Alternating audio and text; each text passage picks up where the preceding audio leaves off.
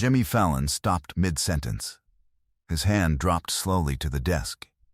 300 people watched him forget, completely and entirely, what he had been about to say. It was a Tuesday night in October 2023. The Tonight Show, a comedy segment. Easy television. The kind of night the crew had done 1,000 times. No one in that studio, not the producers, not the band, not the writers backstage watching on monitors, understood what they were witnessing until Jimmy Fallon stood up from behind his desk, walked around it without a word, and crossed the entire studio floor toward a woman standing in the back aisle, who was trying very hard not to be seen. It was supposed to be a routine taping. October 17, 2023.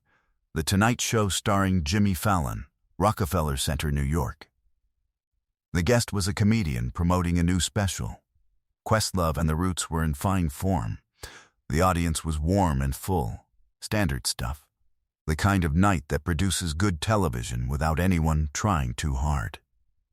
Jimmy walked out from behind the curtain the way he always does, bouncing slightly, grinning, running a hand through his hair. 300 people gave him the welcome he has earned 1,000 times.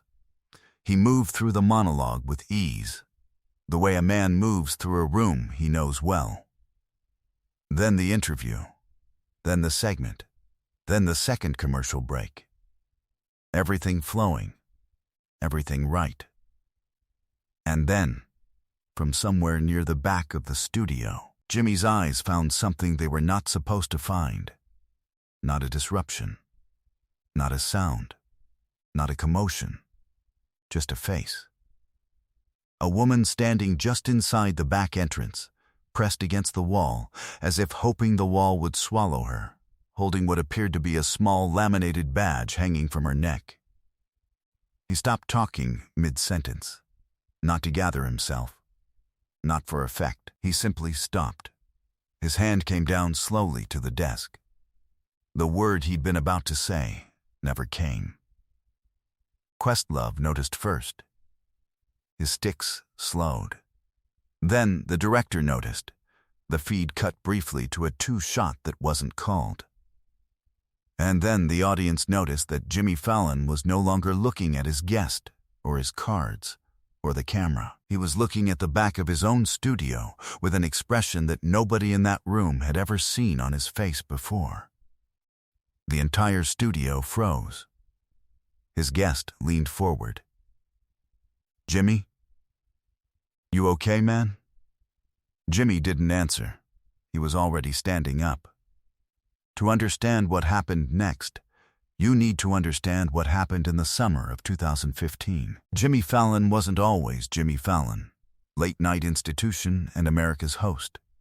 In June 2015, Jimmy Fallon was a man in a hospital bed at Bellevue Hospital Center in Manhattan, fighting to save the ring finger on his left hand after a freak accident at his home involving a trip, a ring, and a countertop edge that left him with a condition called ring avulsion. One of the most dangerous soft tissue injuries a hand can sustain. Surgeons worked for 6 hours. The outcome, for most of those hours, was genuinely uncertain. He was 40 years old. He had a show to host, 2 young daughters at home, and a hand that might never fully recover. He has spoken about those days in interviews with careful lightness, the way people speak about things that frighten them in ways they are still not fully comfortable naming. What he has never spoken about, what almost no one outside a small wing on the 7th floor of Bellevue knew, was the nurse who stayed. Her name was Patricia Okafor.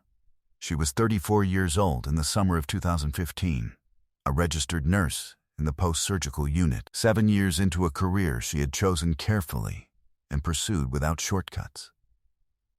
She was the daughter of Nigerian immigrants who had raised her in the Bronx to believe that showing up fully was the only honest way to do any job worth doing.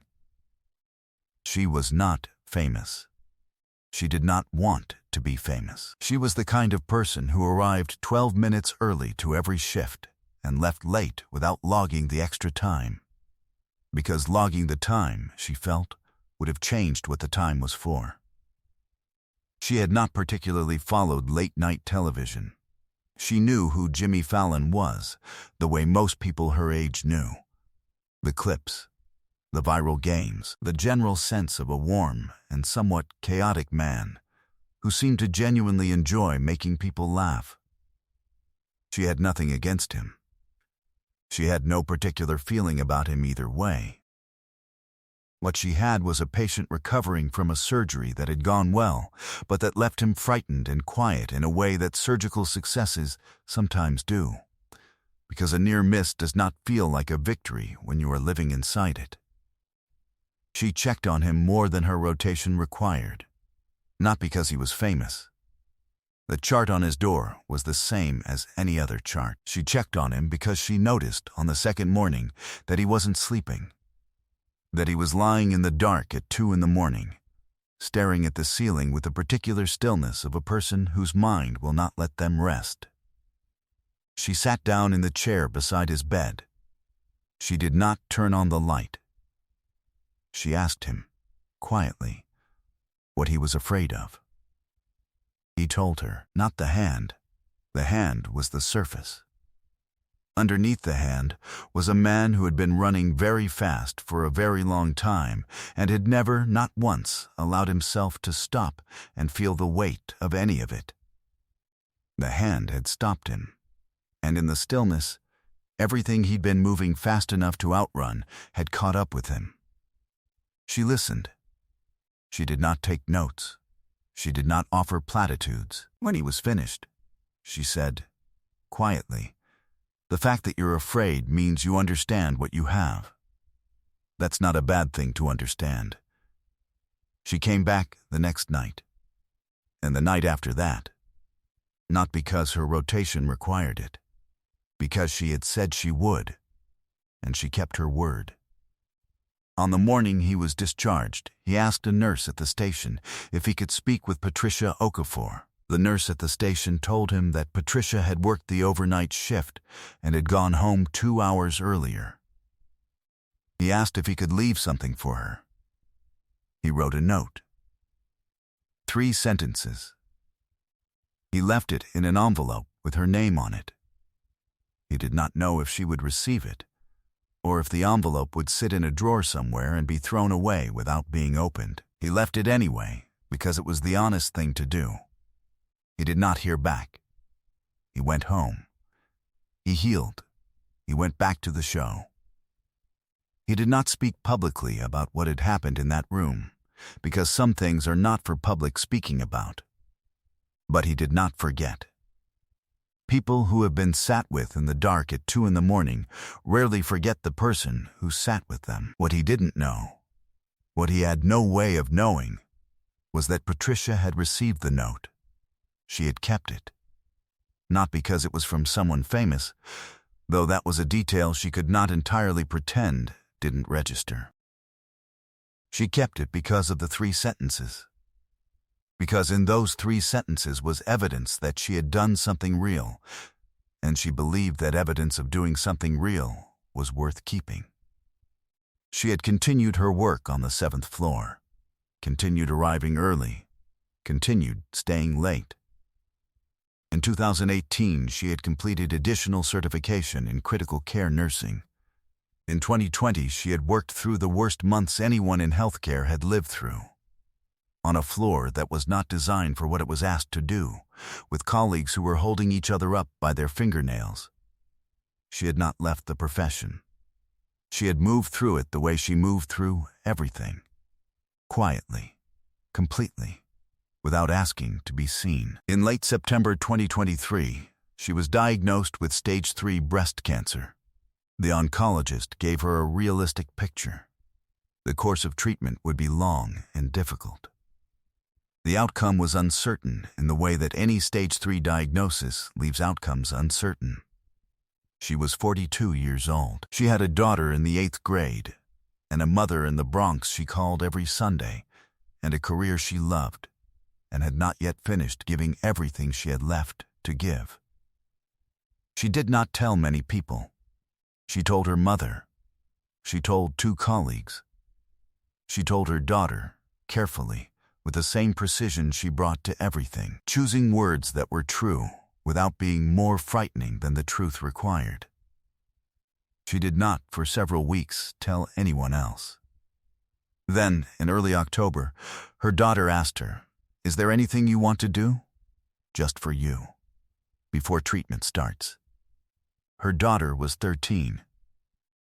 She asked the question with the directness that 13-year-olds sometimes have.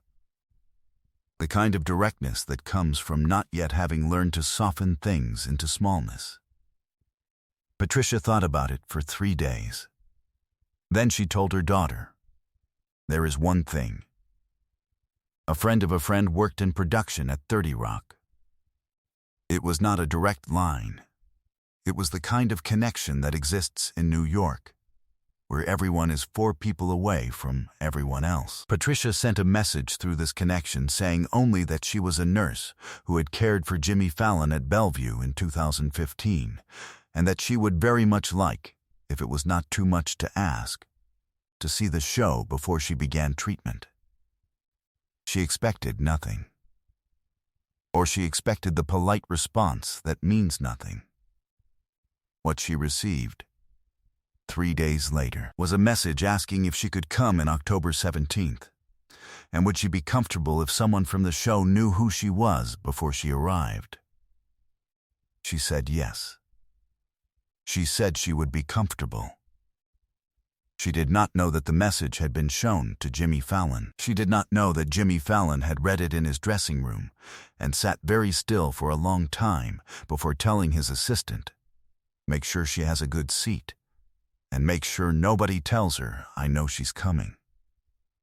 She did not know that for 3 weeks, Jimmy Fallon had been carrying the weight of knowing she would be there, carrying it the way you carry something you do not know exactly what to do with yet, waiting for the moment when you would know.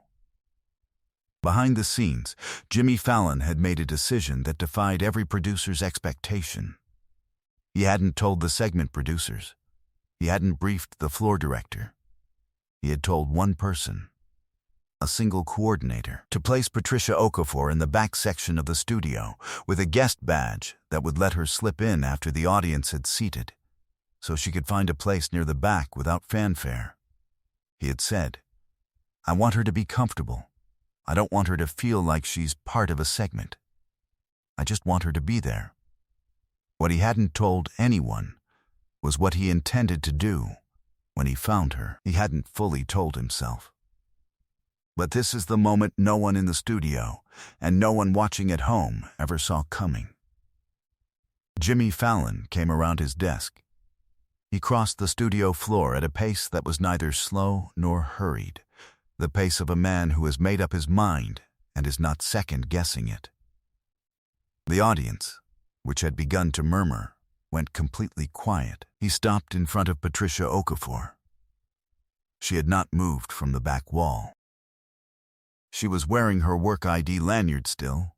She had come almost directly from the end of a shift, because that was the only way the timing had worked, and she was holding both hands clasped in front of her in the particular way of a person who has trained themselves, over many years, not to appear overwhelmed even when they are.